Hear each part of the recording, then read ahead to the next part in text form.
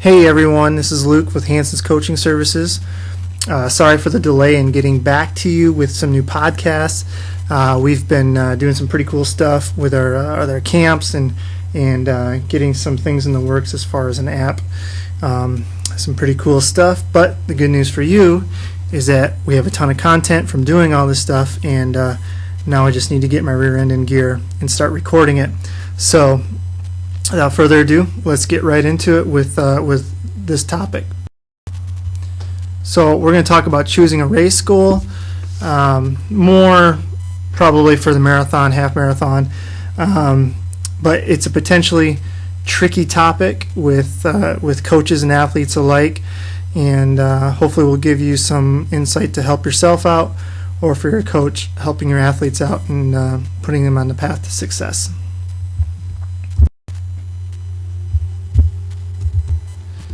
So ideally, choosing a goal is something that really finds a line of being aggressive but also attainable. So as a coach, I want a person to push themselves but not be unrealistic about what they're really capable of doing. And it's different things with different people. I mean, some people really don't see themselves as good as they can be or they are, while other people are the opposite. They find themselves really trying to swing for those fences all the time and never quite hitting it out of the ballpark, and then think that something's wrong with training, all these different things, where in reality they just need to look at how much they're really trying to improve and maybe scale that back. If they want to be in one place and they're here, it might not be a one segment training type of fix. It might be a 1 year, 2 year, 3 year type of plan that gets them from point A to point B, depending on how big of that gap is. So a lot of different things going on there, and I think that it's something that, like I said, is tricky for a lot of people because we don't know. A lot of times we really just don't know where we're at, and a lot of times beginning runners or people who are new to, let's say, the marathon distance are really the toughest to nail down, because the race equivalency chart might say they're ready to run a certain time, but we know as a coach, or we know from our own experience, that I'm just not there yet, or that person's just not there yet. And how do we get them to where we know they're at, or they think they should be at? So it's tricky, and a lot of times it's about looking at the big picture. So as a coach, I always want you to be successful on race day, and so I always tell my athletes, you got to look at the big picture.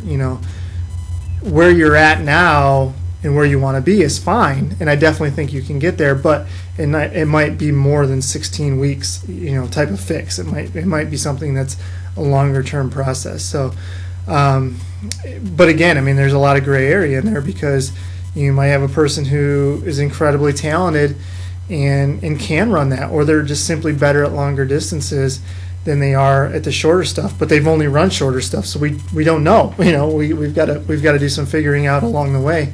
And so with that said, I guess you don't need to have something set in stone right away too, but I think you want to have a good idea of where you want to be, especially for a newer runner, at least a newer runner to the longer distances. In all honesty, an advanced runner might be easier to set a goal for, because a lot of times those goals are centered around certain times. So we aren't just necessarily trying to run to get better, we're running to run a certain time, and that's something more finite. We have a clear line in the sand of where we need to be, and that can actually be a little bit easier for us. Okay, so we just really kind of talked about this, specific race qualifying time, and really what I have in the next few slides is a few things that really kind of tend to be the most popular starting points for people as far as what they're doing to choose a goal. Here we have a race specific qualifying time. We just ended up talking about that, but I think this is probably the most popular. I would say most people who contact us are really people who a lot of times are just trying to qualify for Boston or something like that, and that's great. But I think with some of those people that we get, man, it's an awfully big jump from point A to point B. And so I started thinking about it, like, as a coach, I'm okay with somebody swinging for the fences like that, but there's got to be certain stipulations involved for both of us, and we'll talk about that here in the next slide. So really what I say is you got to have an understanding of where you are currently and where you want to be. And if you don't have that understanding, then I really think you set yourself up for failure. Going back to what I said, I want you to be successful on race day. And for me, a lot of times it's a compromise. Like, I know there might be a 50-50 chance of you being successful on race day and not successful on race day. And I'm talking about in terms of making a big jump to maybe make that big push to qualify for Boston or something to that effect. So I'm willing to compromise on that, definitely, but I don't want the person to come back to me and say, well, Luke, you promised me that I would do this. Well, I probably didn't promise you, but I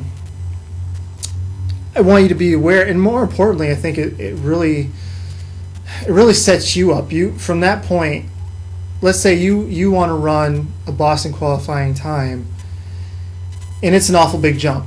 Maybe it's a 15-minute jump in from where you're at right now.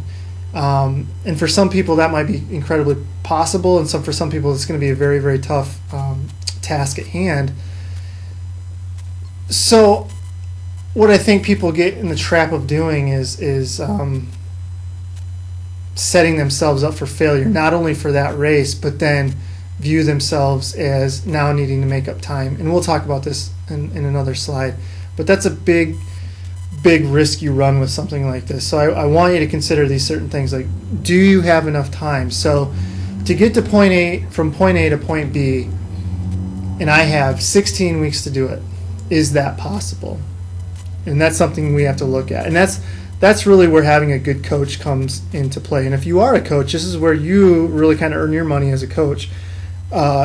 You got to look at that and really be honest with the person. And if you're an athlete, be honest with yourself. Do I have enough time to make this jump? And run that, like, I always view it as I'm paid to be honest with a person, and I'm not trying to just say, oh yeah, you can do it, no problem. Because you're really in charge of setting that person up for success or for failure. And so I always want to look at, do I have enough time to get this person to where they want to be?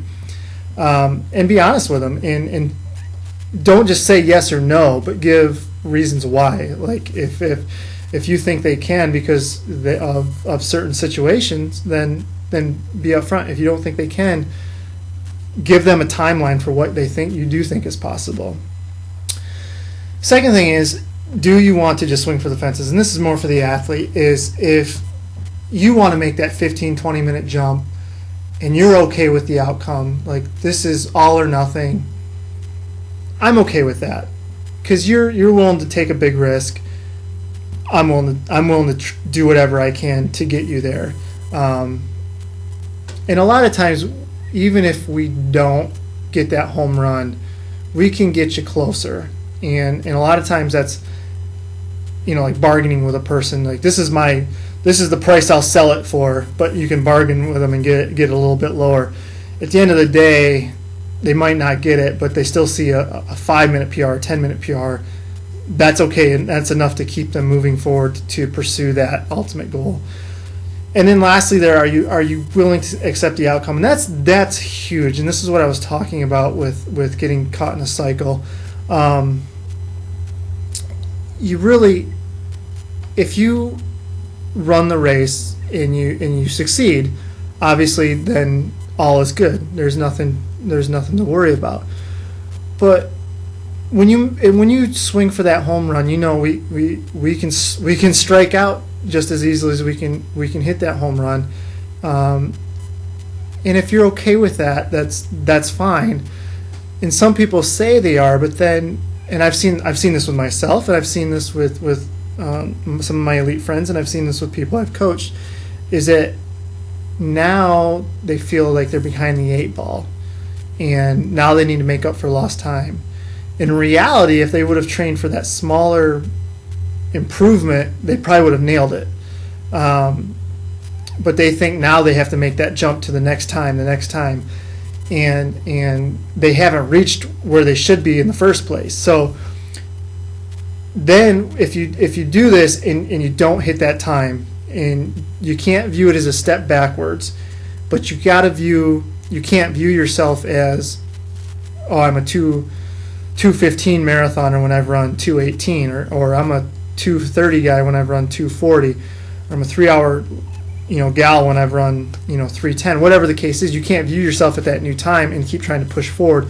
You have to step back to where you originally were and move forward in a smaller increments. Because if you don't, I've seen wasted careers doing that. Just keep trying to chase those times that they're just not ready to do. If you took a step back, made a 2% improvement instead of a 6% improvement, you're going to get to that 6% improvement a lot faster, because you're actually going to be able to reach it. You're not going to be so overtrained all the time that you can't reach it. So just that's the biggest thing I got to stress, is you can't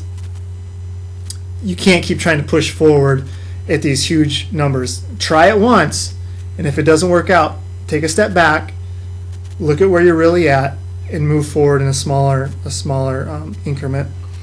So, in thinking about it, we talked about how a newer runner, we really don't know, and sometimes with a faster person, it's a little bit easier picking a time. So, some of this comes down to, like, with a relatively new runner, I can get them down. Let's say they've run a 4.5-hour marathon.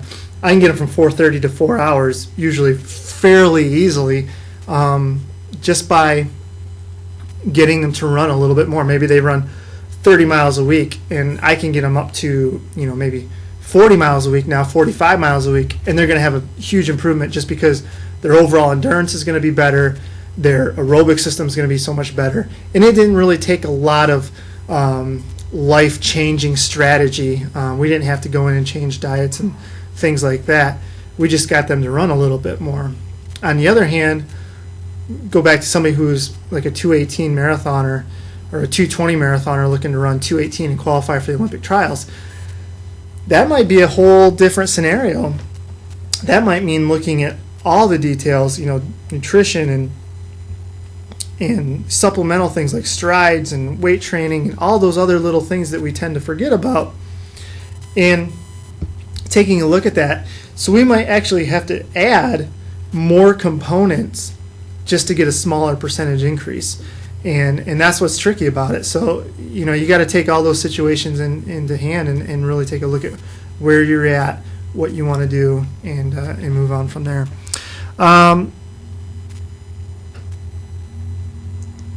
Just looking at my notes here, and I think the biggest thing I can stress here is with that outcome, if you hit it, you're going to look like the smartest person in the world.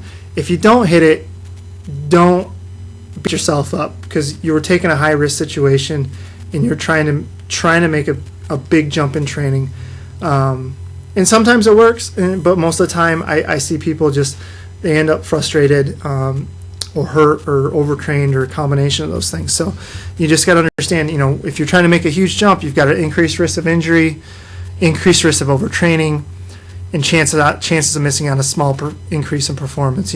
Maybe you were ready to make a 2% jump in your ability, and you're trying for a 6%, and it was just too much from where you're at right now. So, if you do miss it, take a step back, go for that smaller percentage improvement. Time goal, the second thing I have on here, and this is a lot like a qualifying time. It's really set on a certain really time barrier.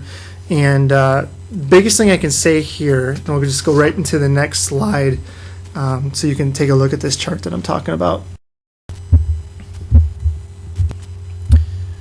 Okay, so the chart I have here, if you're looking at this, left-hand column would be basically your current marathon time.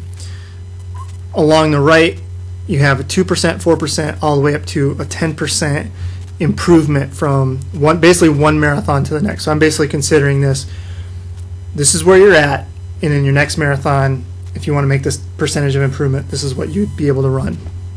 And as you can see there, you can go from a 4:30 down to a low 4 hour pretty reasonably. I've seen it with people who've left us Facebook messages and emails and things like that, go from 4:30 to 4 hours in one marathon segment. With the smaller percentage improvements, I don't think there's much you need to change. Maybe it's just getting on a structured segment or a schedule, following a schedule. It doesn't even matter what schedule it is. Maybe that's all you need to do. Maybe you were just running randomly before, doing some long runs here and there. The bigger percentages obviously are going to require a little bit more. And with the people who saw those big improvements that notified us, contacted us, they were running programs before, but maybe they were low mileage. I honestly don't know what programs they were using, but I'm assuming probably lower mileage, maybe something like a 3 or 4 day week plan. And for them to go from that program to our program, where we're running 6 days a week, mileage was probably more per week, 10 to 15 miles more a week probably. For 18 weeks, they stayed within their limits, they stayed within themselves, and they completed the training program, and they saw huge results. Now, are they going to see 45 minutes of improvement again? Probably not. Now they got to start thinking in smaller increments, because they basically went from a very low baseline, reestablished that baseline, and now they got to be probably a little bit more cautious in selecting their next goal. So, and this is what you could actually look at when you're in that situation. So, if you go from 4:30 down to 4:03, and then you look at the next time, okay, I'm right around a 4 hour marathoner, without changing a whole lot, a 4% improvement is going to be pretty reasonable. If I want to make an even bigger jump in training, then I have to make more and more commitment. And that's where we talked about all these other little things that maybe we have to adjust, because maybe you're already maxed out with the mileage you can run. Maybe 50, 60 miles a week is really all you want to run, can run. So we maximize what we can get out of the mileage, and then maybe start adding some of these other components, and focusing on strength and focusing on strides and all those other things that we talk about in training all the time. Maybe we have to add more than just the running component, and that's where you start thinking about these things. And you can see the faster you get, the harder and harder these improvements are to make. Going down from 4:30 down to a 2:15 person. So 2:15 is the Olympic A standard and the Olympic trials qualifying A standard. And put that in perspective, that's probably 2:15 flat is probably top 30 or so American men are right around 2:15. So if they make a 2% improvement, they're going to go from maybe 30th in the U.S. to about 15th in the U.S. with a 2:12.30. That's a significant jump, right? That's like going from the Nationwide Golf Tour to PGA, making the cut, things like that. A 4% improvement would basically take them from a pretty solid U.S. runner to now competing to win pretty big marathons, and definitely one of the top 3 to 5 Americans in the U.S. In the U.S. So you're basically going from not having a chance to making the Olympic team to now you're in contention to make the Olympic team and win some pretty prestigious races. A 6% improvement would now mean now you're in the hunt to win some major marathons, things like that. And so in a 16-week span, that's pretty tough. That might be something you see over 2 or 3 years in a dedicated marathoner, elite marathoner. So you can see that how those little improvements, how significantly that can change what you're capable of. And for a 2:15 person to go to that 2:06, I mean, a 2:15 person probably has a job. They probably miss some of the components we talked about. You go to a 2:06 person, they're making good money. That's all they do is train. Those types of things that they could drastically change a person's life, making a 6% improvement from a 2:15 marathoner. So, but hopefully, this shows you, where you're at, what's reasonable, and once you make that next jump, what's reasonable from there, and really kind of where you need to add more components to your training instead of just relying on mileage and things like that. Okay, so kind of the last thing people have here is just finishing, and you can read here. This is popular. I mean, people a lot of times will contact us and say they just want to finish. They don't care about time. They just want to run the whole thing, and that's great. I love that more and more people are being involved in the sport, and that's good, because a lot of that's coming from raising money for charities and all these other aspects outside of just the running, which is good. I feel like whatever we can do to boost the popularity of our sport is good, and this has definitely helped. But my notes here, I basically, I don't want you to just finish. I want you to, even if it's slow, even if it's, you're thinking, man, if I run 5 hours, I'll be happy. That's great. But let's settle on a time. Let's settle on that 5 hours, and then it gives us some things to focus on, and then from there you might even consider something. Well, this is going better than I thought. Maybe I want to improve upon that. Maybe 5 hours isn't where I'm really at. Maybe 4:30 is where I'm really at. Things like that. But it makes it easier for you as an athlete to have something in your mind other than just finishing. I find that when people just run, it's a lot easier to not make excuses, but find ways out of doing a long run or missing a run during the week, because there's not a lot of structure involved. So I think it's important for establishing a time goal, and here's some other aspects about that. So it gives a direction to training, like I just talked about. I really think having that goal in mind is going to give you purpose in your training, other than whatever money you're trying to raise. But I think even if you're trying to raise that money for a cause, you not only owe it to that cause, but you also owe it to the people who are donating for you to help that cause. And I think that it brings everything full circle in my mind. It gives everybody a purpose. More practically here, what we're talking about, less philosophical, is it gives you paces that you can focus on, instead of just running and maybe running too hard and not being able to increase your mileage and things like that. It gives you the paces that you should be running to reach that goal. It gives you something to focus on during your runs. Goals we talked about. And it gives you checkpoints. It's going to let you know if you're even capable of doing that. And it's also going to let you know if you're way better than what you thought, and gives you an idea of what you really can be looking at as far as a finish time. So I just think it's important. I think it's important for all aspects of what you're trying to accomplish. Ways to establish a time goal. I put VO2 max here. Have it tested in a lab. I mean, we do testing in our office, and there's a lot of different things you can look at. You can do a field test, which is a bulky wear. I'll have to get the instructions up for this on another page or something like that. I'll have to let everybody know what's going on. But you can find these tests. I mean, you can just Google it and get an idea of what you're supposed to do. But I didn't put a lot in here because those are nice to have, but it's not practical for everybody in their situation. But what is pretty practical is go out and run a race. Go out and run a 5K or run a 10K, and run these along the time of your training. So if you're starting your training in June and you're running a marathon in October, maybe run a 5K in early July and run a 10K in early August, and get some of those checkpoints we just talked about. Find out where you're at and use that race result, plug it into a race equivalency calculator, and it'll show you what you're capable of.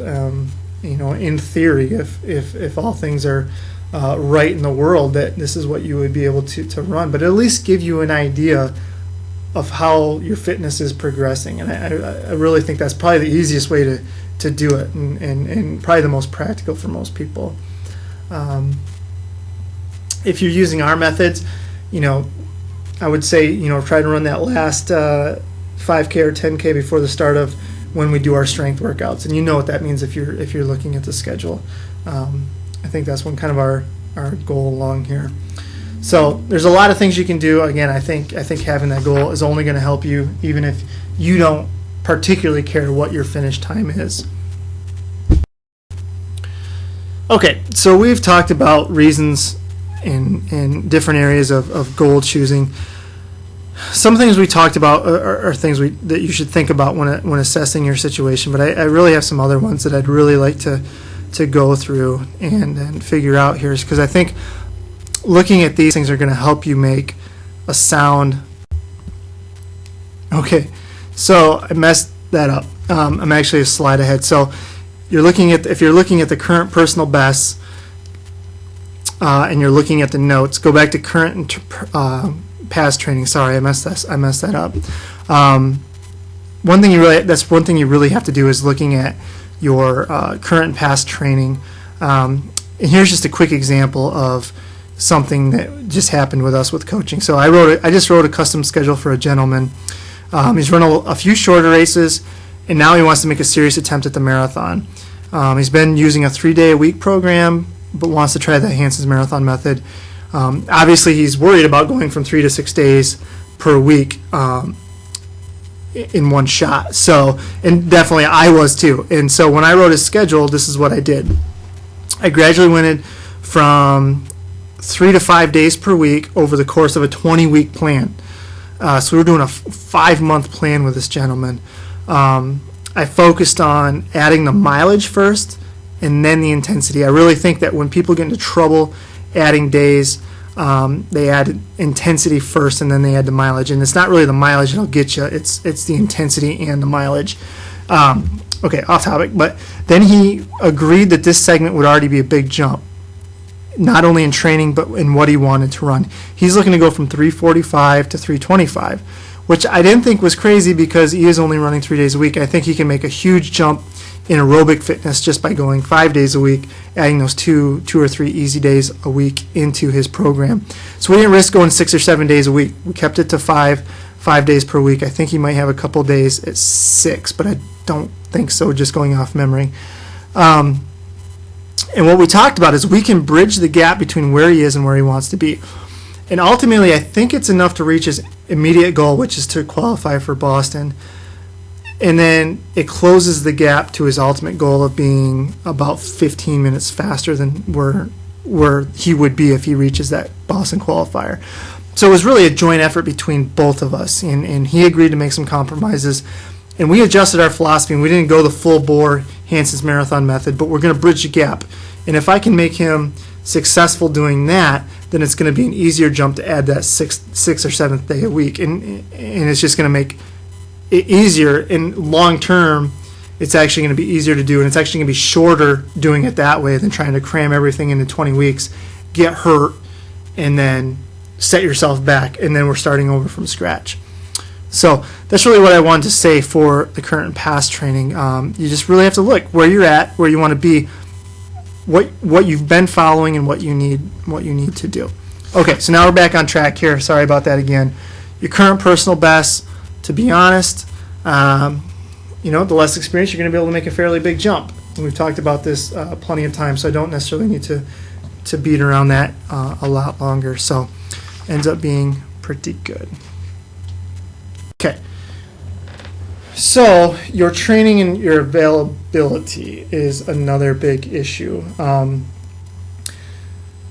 As I have in here, ability would refer to ability to train not only on a daily level, but really how consistent can you be? I'm not talking really about ability as far as natural ability or talent. I'm talking about the time you can commit to training and performing. So can I get you to run 50 miles in 1 week? And can I get you to do it 2 weeks in a row? Can I get you to do it 4 weeks in a row?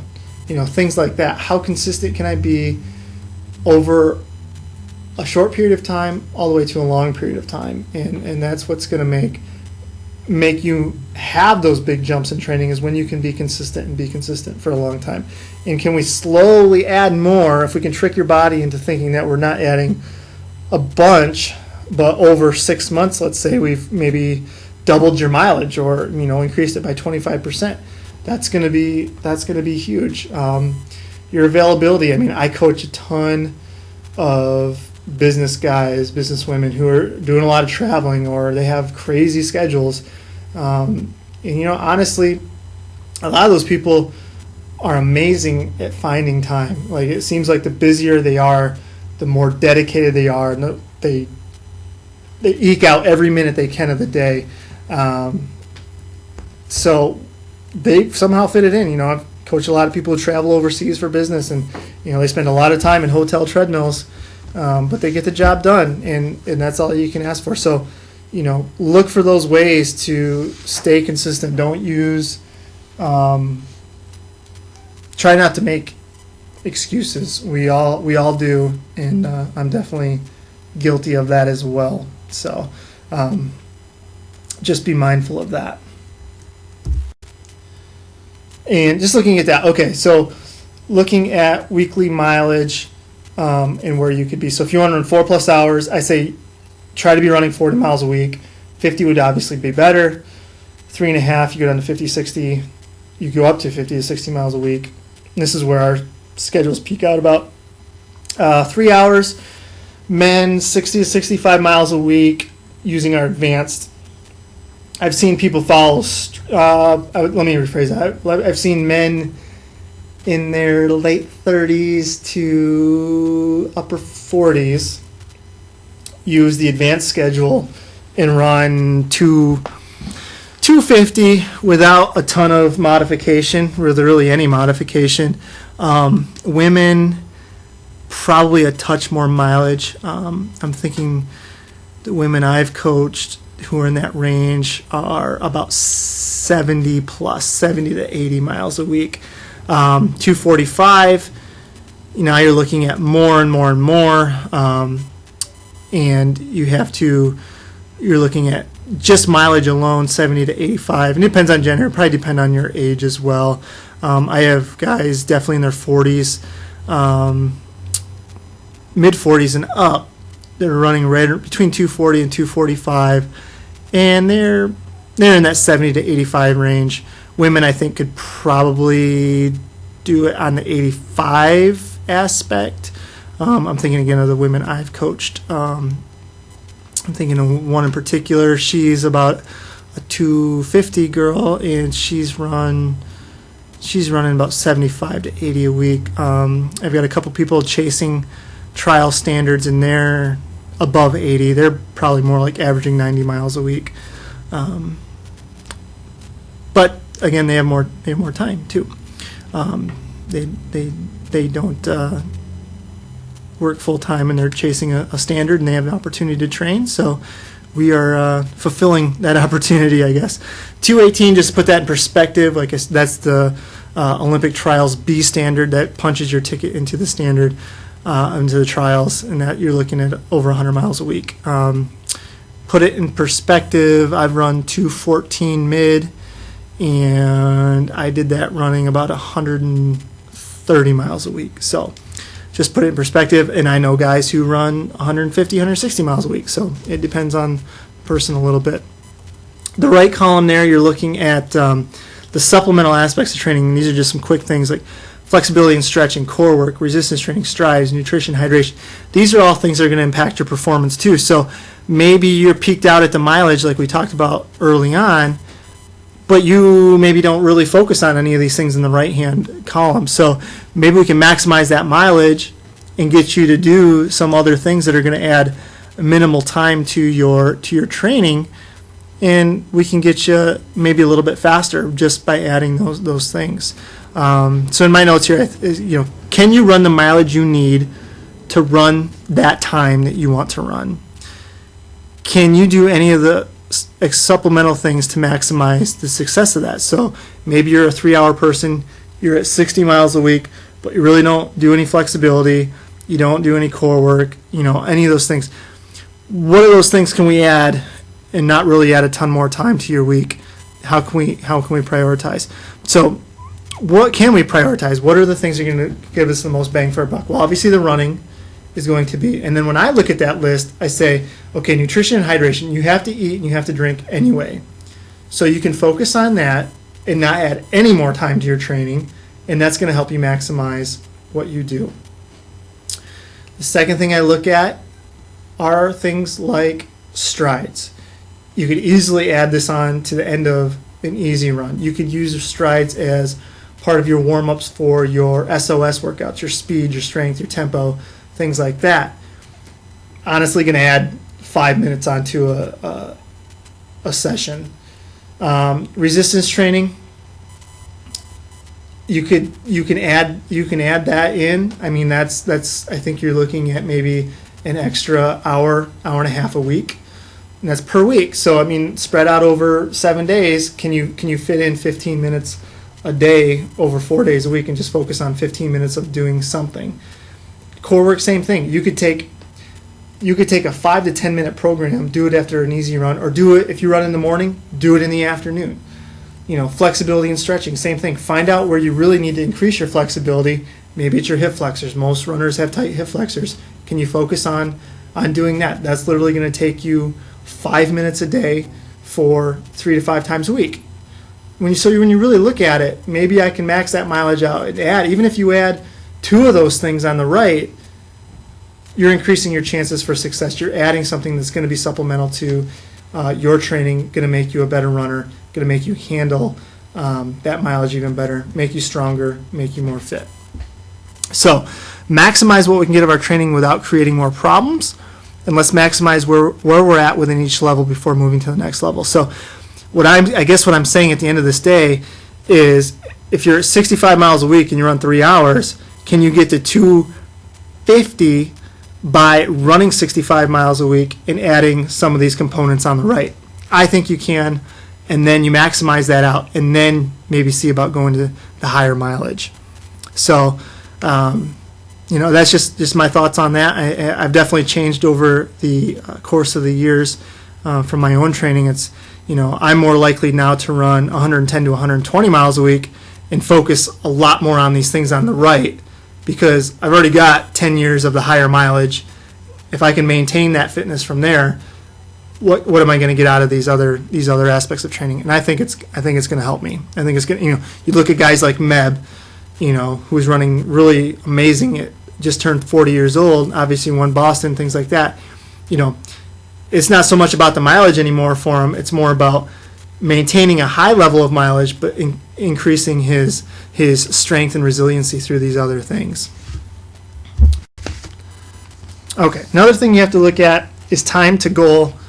We've talked about this a ton. I don't think I need to beat on it anymore. But is this something you can reach in 4 months? Is it something you need to give yourself maybe 6 months to a year to work on? So just be realistic on that, and again, look at that percentage of improvement chart, and you'll get a good idea of what you're capable of in 16, 18 weeks versus what you might need a little bit longer time to go through. Okay, so just talking about that just a little bit more, you're looking at a shorter race will take less time. Like a 5K you can get ready for pretty quick, right? It doesn't take too long to get yourself ready to run 3 miles. A marathon, maybe 14 weeks. Our classic schedule, so when you look at our beginner and advanced schedules, we're assuming you're starting from a baseline. We're assuming you're starting from scratch, and we have to assume that when you're creating a schedule to fit a wide spectrum of people. So that's the beauty of having a coach and having somebody to look at what you're doing, or having an understanding of what the program is really about. You can shorten that up a little bit and really not overtrain, not spend too much time training because your baseline is already a little bit higher. And that goes to the second point. The more fit, the higher level your training is, the shorter amount of time you need. While in our basic, advanced schedule, it's 18-week program. If you train at a high level all year, you really might need only 12 weeks to really get ready for a marathon. So it doesn't necessarily have to be a huge dedicated segment. And I think I have another slide.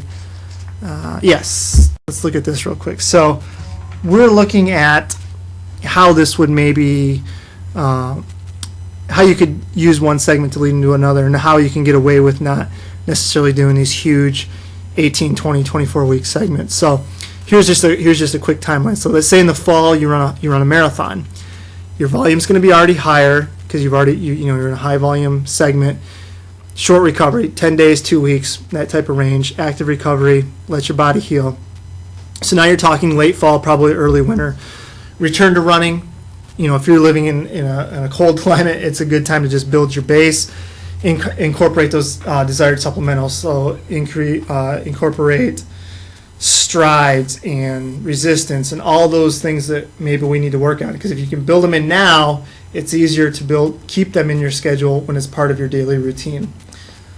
So maybe you get through the winter, you built your base, maybe you want to get your base up to a certain mileage per week.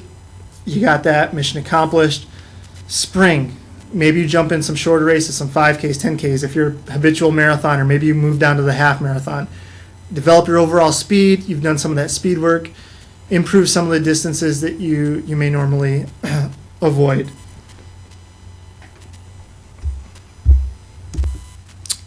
So mission accomplished there in the spring, shorter races, developed some speed, did those speed workouts. So if you notice, you did that, we don't necessarily have to rehash that whole segment again. We don't have to spend 6 weeks of doing speed in the next segment because you've already established a big baseline there with the speed. We might just have to make sure we maintain the levels you've gotten. So summer, you wrap up the speed segment by early summer, maybe June.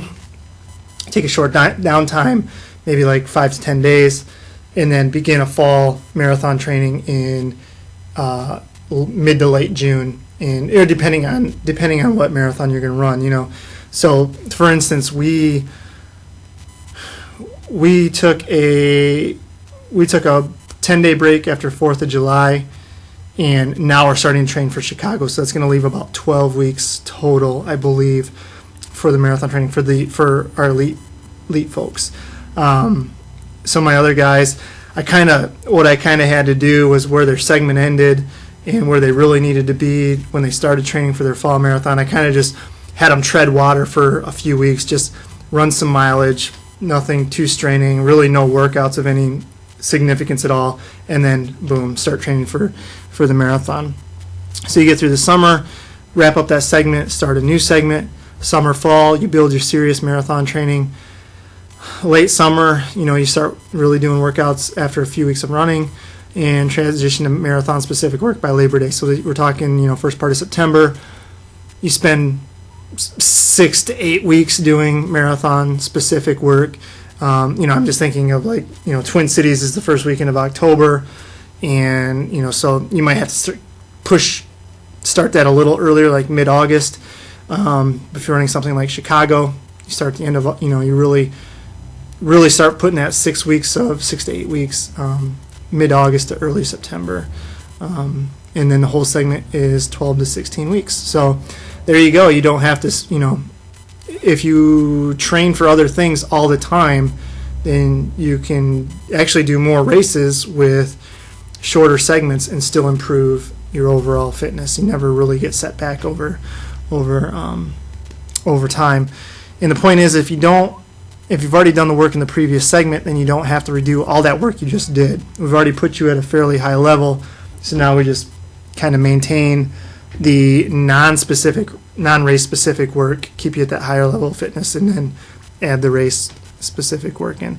And I think this definitely makes things easier in terms of not getting stale and not having segments that are so long you get overtrained. That's what happens a lot of times, and I've talked about it before with tapering and things like, a lot of times you need that huge taper because your segment was just so long, 20 weeks, 24 weeks of just dedicated training to this one thing that you just leave yourself exhausted. You really need 3 or 4 weeks to really just recover from all that and get you back to where your fitness is going to show on race day. So, but that's another topic. That's another podcast.